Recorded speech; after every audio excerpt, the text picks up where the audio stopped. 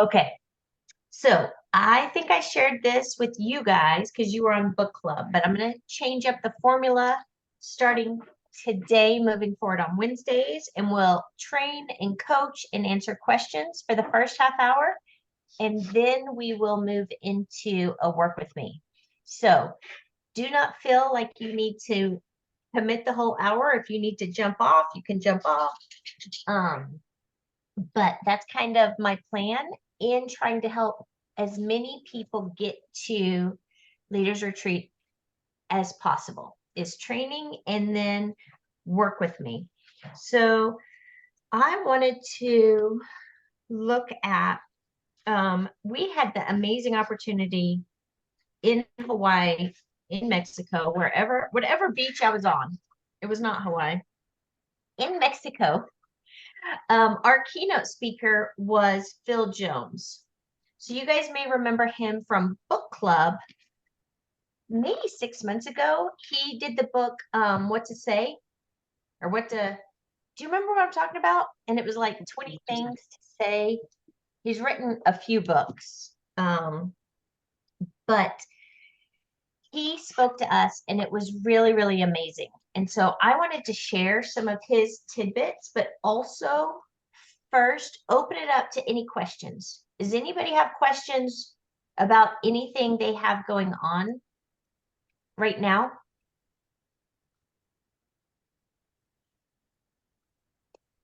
Okay.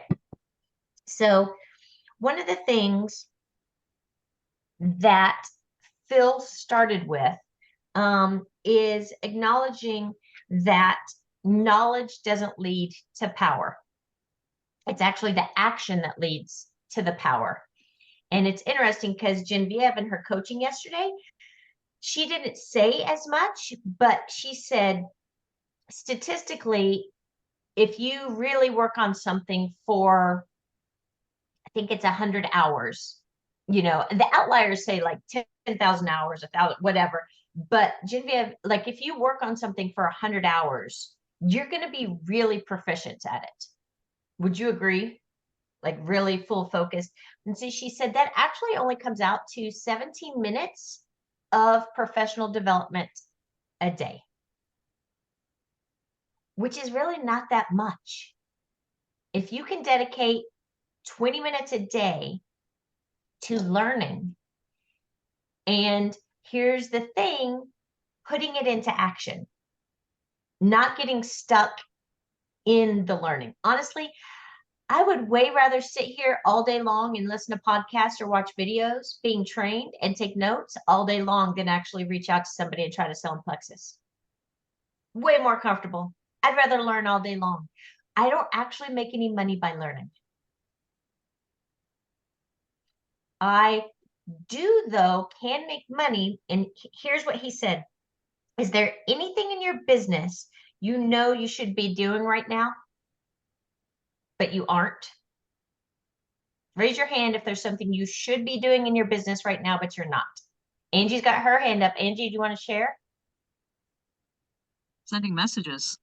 Sending messages. Okay, who else wants to share? Who knows there's something you should be doing in your business, but you're actually not doing it? Gina? I don't send out enough messages. I just kind of draw the line and they say, oh, this is plenty. It isn't plenty, especially if it's a numbers game. Mm-hmm. Okay, anybody else want to share? Okay, what you got? Fear. Fear is probably the biggest reason. And it is I'm just getting to the edge of the roadblock. Which I think is really wonderful to acknowledge. Is it the fear of sending the message or fear of what the response will be or fear of the reaction? What is the fear? Can you recognize it? Fear I of what? think probably their reaction, their response, our reaction. I think that's the back slap or the slap in the face. Subconscious. Okay. Have you had people react ugly to you when you've sent them a message? No. That's a funny thing to be afraid of if it's never happened. It's happened in my previous life, and it was just something I was never able to work through. So you took a fear from your past life, and yet you've moved on to a different space, but you brought the fear with you. Yes, ma'am, totally, totally. Okay. Well, that's Whatever the good, deal is, that's the way it is, and I'm and that's working on it. good to know that. But it's also, I was listening to a Brendan Burchard thing today. I'm a member of one of his groups, and so he does a live every single day. And he was talking about how important, and I'm going to circle this back around to you, so it's going to come together, how important our self-talk is. And I touch on that all the time, right? Like affirmations and things like that. That's self-talk.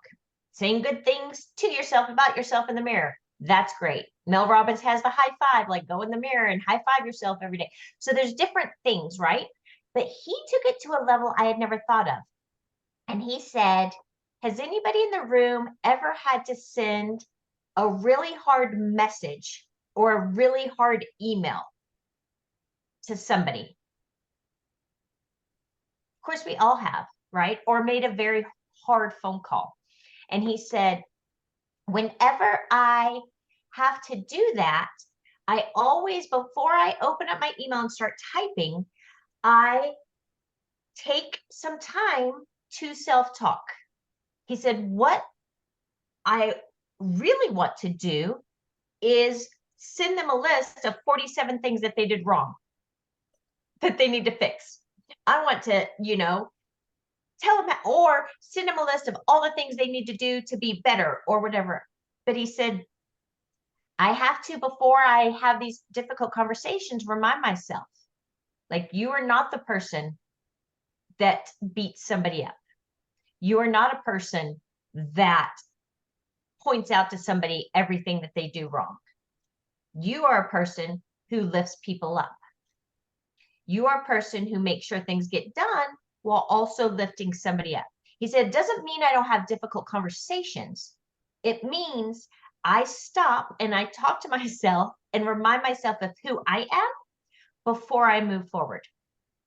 How I would relate that to us in reaching out and getting past the fear is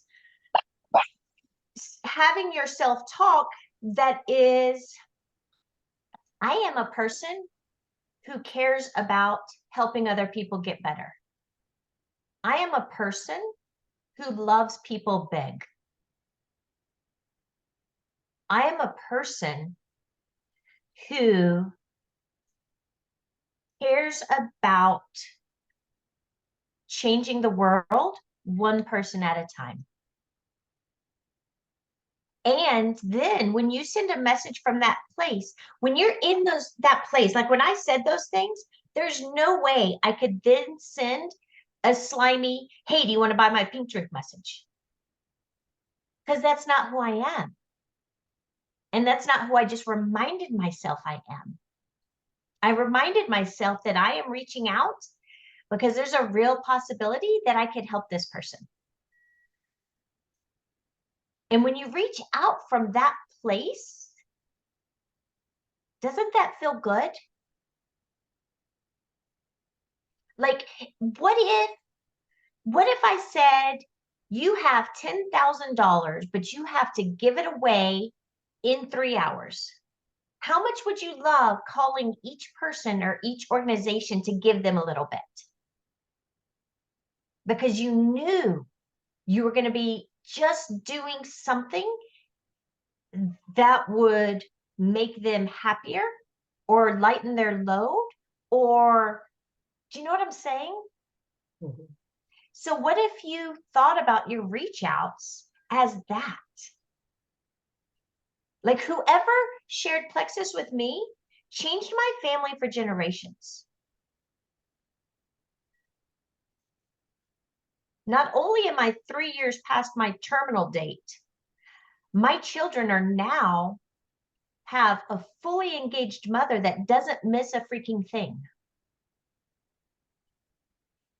I don't know what it's like to lose a mother when you're young, but I can't imagine that it's easy.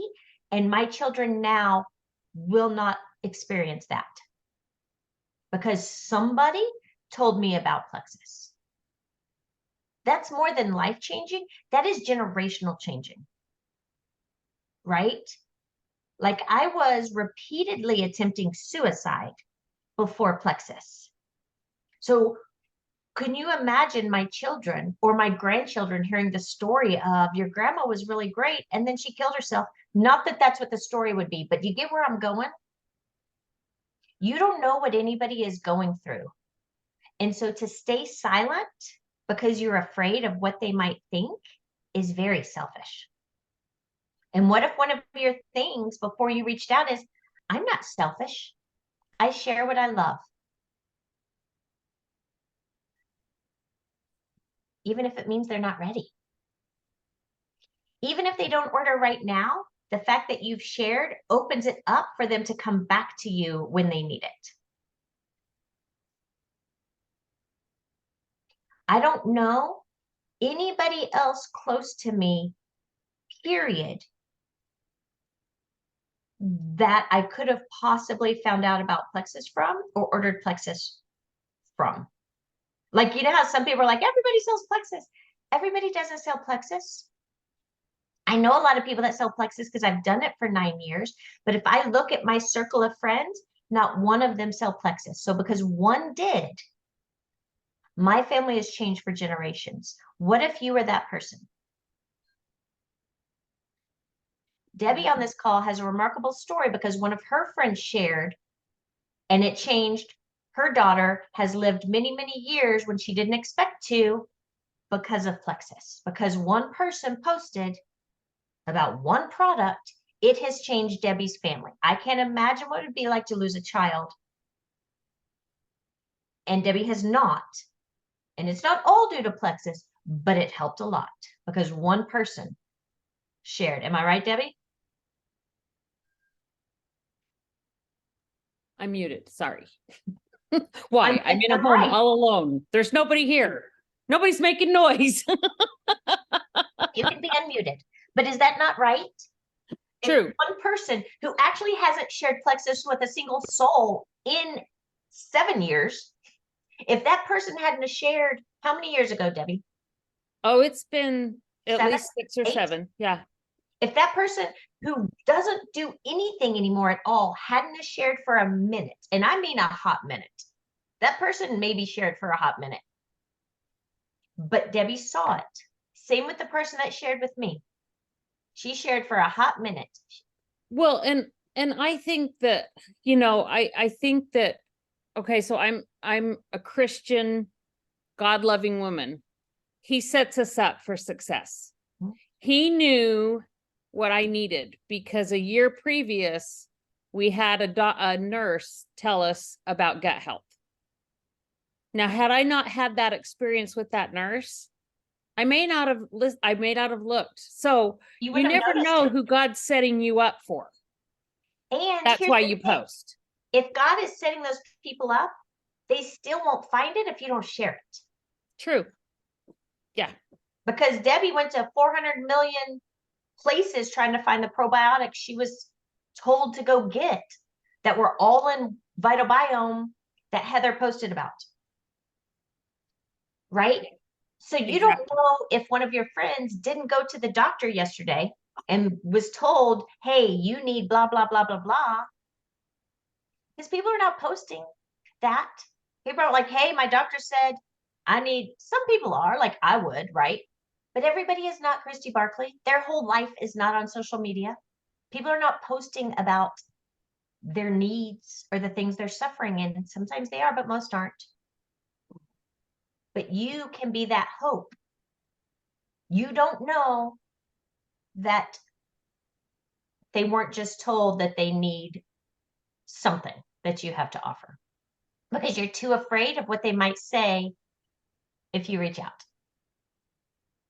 So here's the thing. Knowledge is power, but action is the biggest power. I think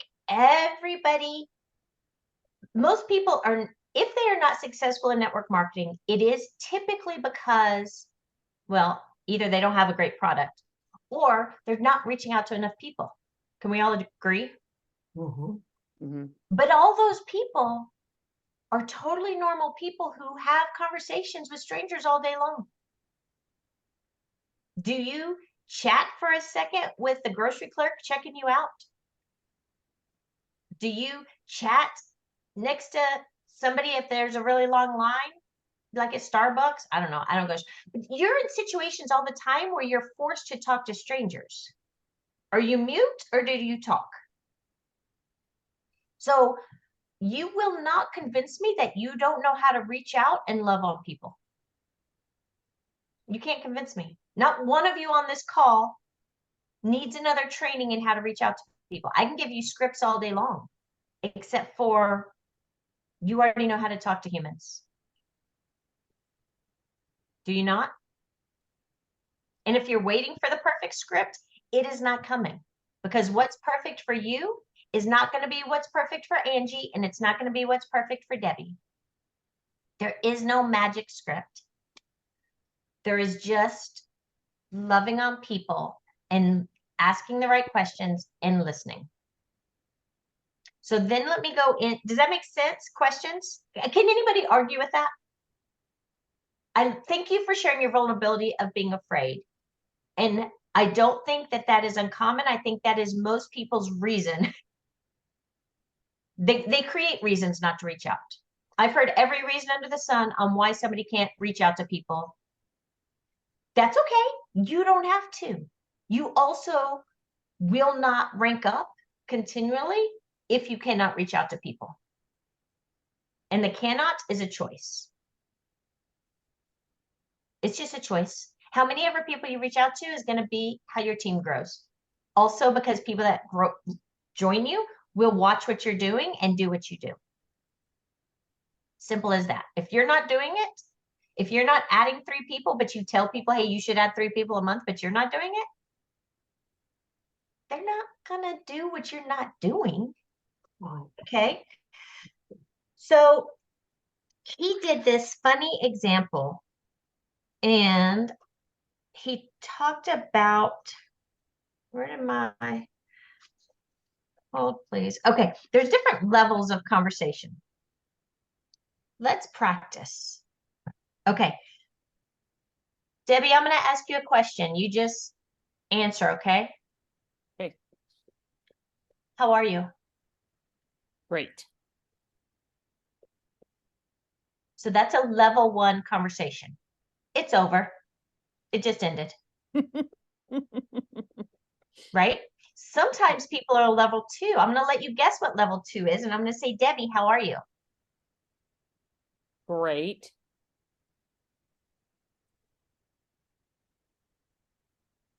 Do you want to ask me anything?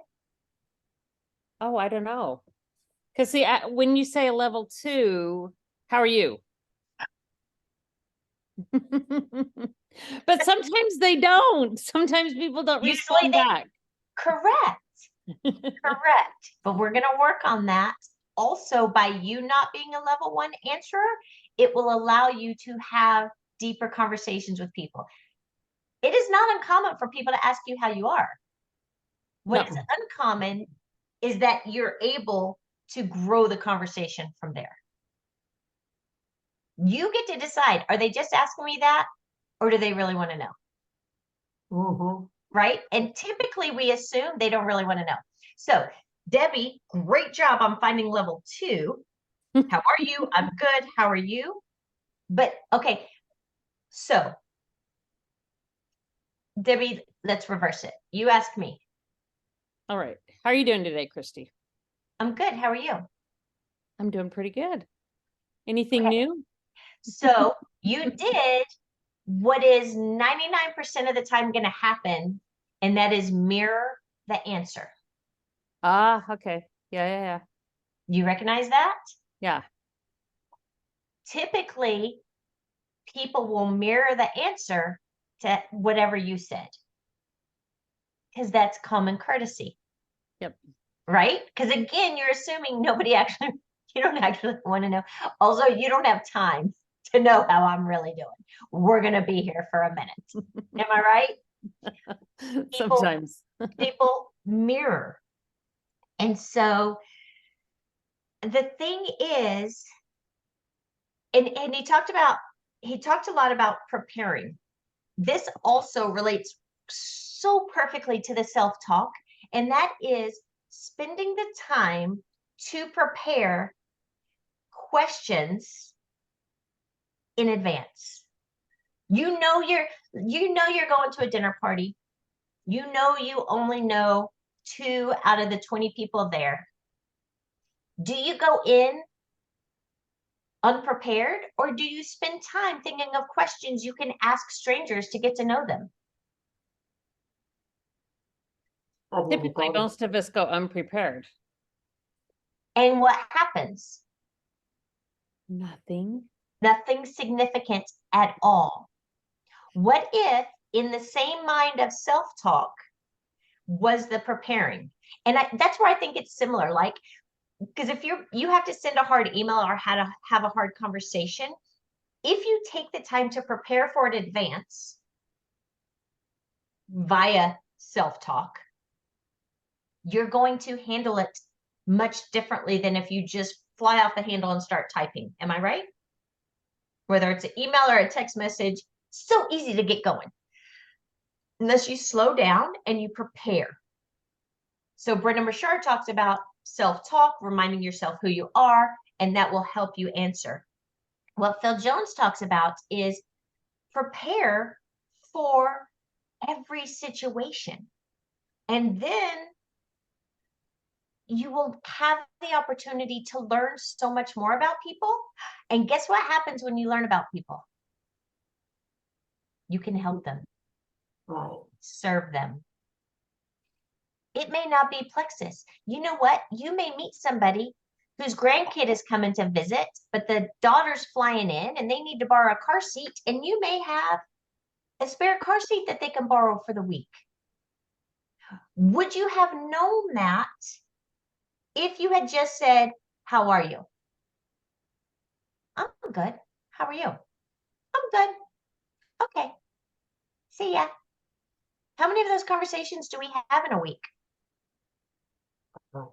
So many. So what if you took the time to prepare questions and create questions based on their answers? So what you don't want to do is say, okay, let me say, Angie, where is your favorite place to vacation?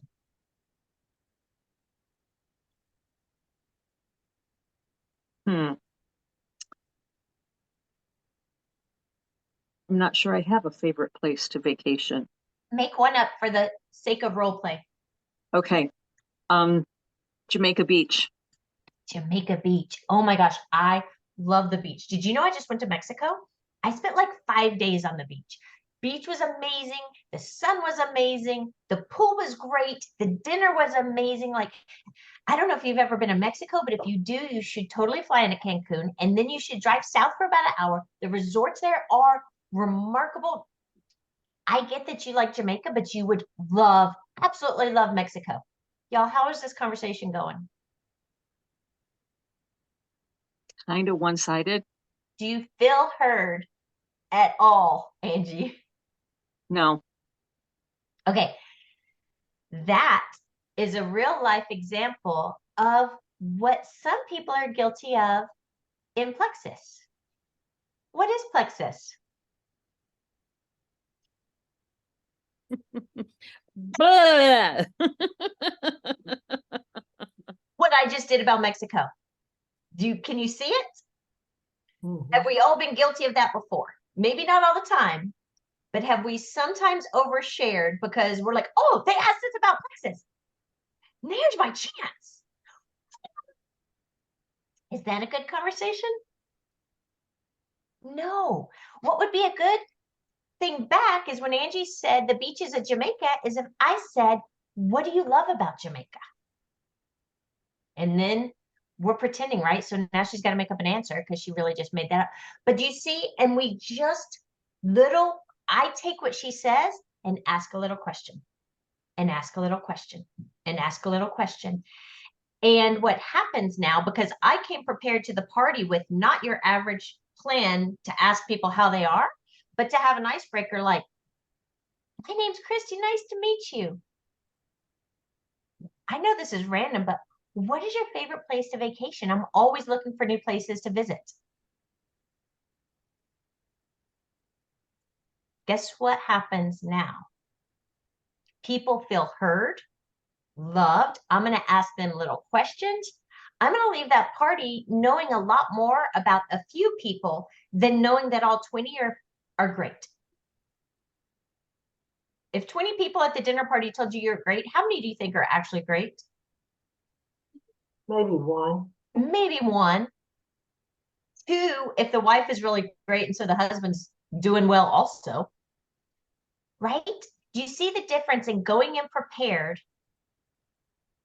like having a question to ask people? And it does not have to be inauthentic. I super love to travel. I guarantee you have been to places I have never thought of going, right? So asking questions, that builds relationships. Are you going to sell in Plexus that night? No, but you know what you could do?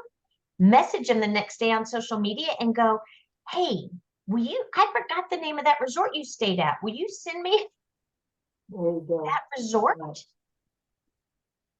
And that's only one example of one question. You guys see how you could go anywhere with that? Like so many places. So one thing also that he talked about is, okay, so is there anybody here that feels like they have messaged people about Plexus and been ghosted?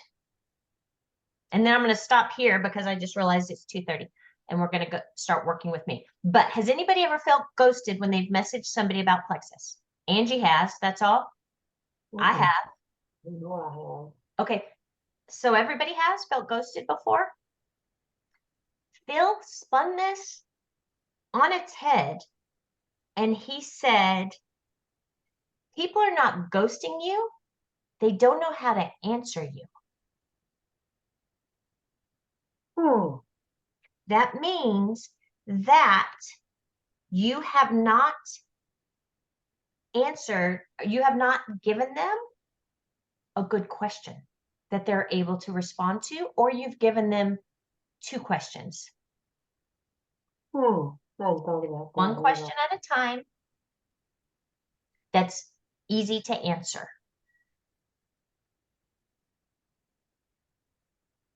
What if people are opening your message and there's so much there, they don't know what to say and they close it and then their dog poops on the carpet and then they totally forgot. Right. And then you don't follow up because why? Because Ghosted they me. ghosted you. Could it be that your question or your bleh left them not knowing what to do next? Right. Could we all be guilty of asking inefficient questions or too many questions in one message? Mm-hmm. 1,000,000,000%. So he says, take responsibility for the quality of a question. So let me give you these tips and then we will jump over, stop the recording and then jump over to a work with me. So formula for a good question. 1, start from curiosity, not certainty. He said certainty creates uncertainty in the person they are talking to. They're trying to prove you wrong. So if you say, have you ever used probiotics? And if they say yes or no, and you go into the Plexus probiotic, what if you just said, if they say, yes, I have, and you say, what did you love about it? One question, one answer.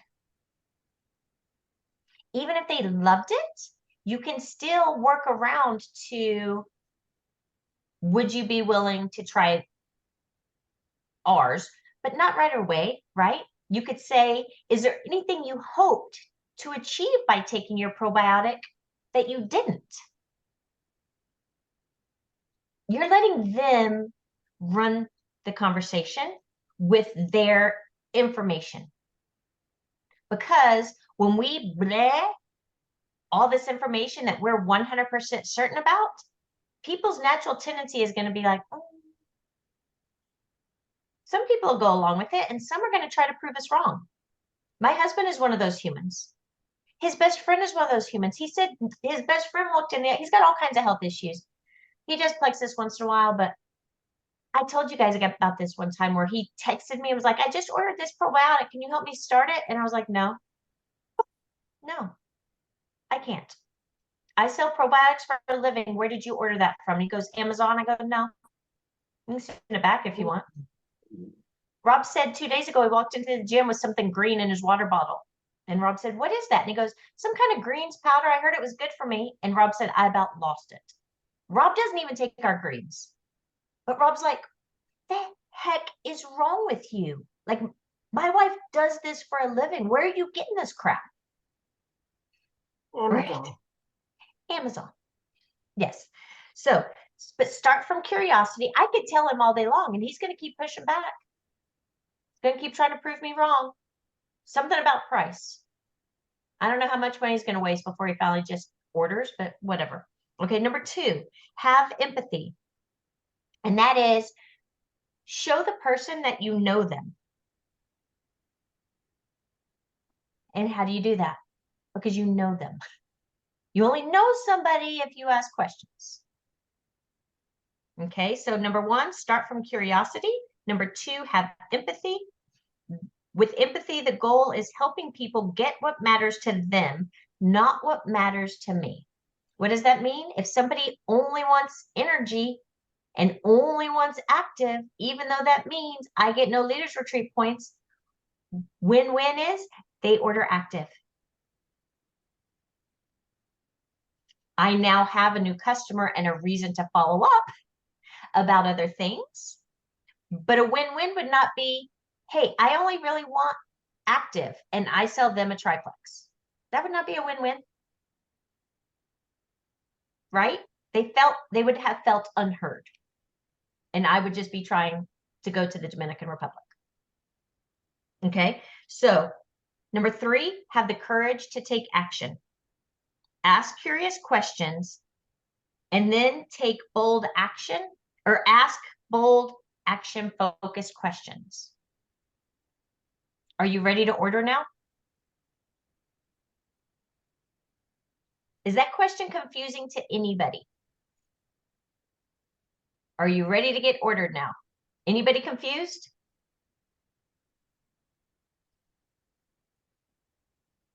No. So simple.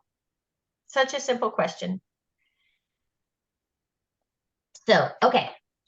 Questions, thoughts about this? We can keep it going if you guys have questions. Is that helpful? Very insightful. It's just a different way to think about things, right? I loved so much when he said they're not ghosting you. They don't know how to respond to you. That's neat. That's very interesting. So I've never thought. we just assume they're ghosting us and now they don't want to talk to us. If we look back at all the conversations where people haven't responded, what if you were bold enough to reach out and say, hey, I may have thrown everything at you, and that was probably too much. Would you be okay if we circled back just to the basics and began this conversation again? Open it back up. Own that you asked bad questions or gave too much information, whatever it is, and ask for permission to restart the conversation about their health. How many people do you have on your list that you stopped reaching out to because you didn't hear from them again? A lot. A lot. What if you went back to it? starting in like 2 minutes. Ah, gotcha. Okay. Anything before I end this training recording? Okay.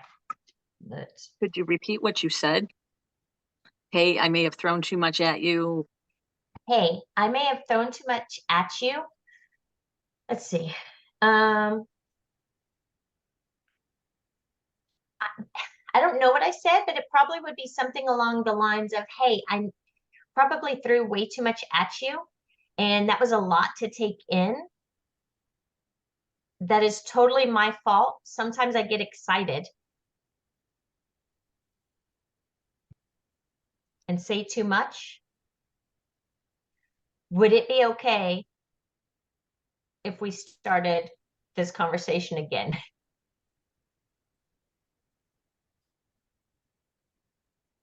Something like that. Really just owning your mess and asking for permission to start over. My guess is most of them have not solved the health issues you originally were talking to them about. You could even say, whatever, the apology, and say, have you found anything that has helped with your yet?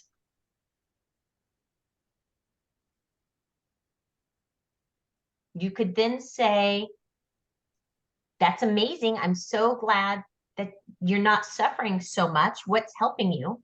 Or you could say, have your symptoms gotten worse or have you found anything? Like, you know what I'm saying? Like, dig in, but to one thing at a time. Good? Yes. All right. Let's see.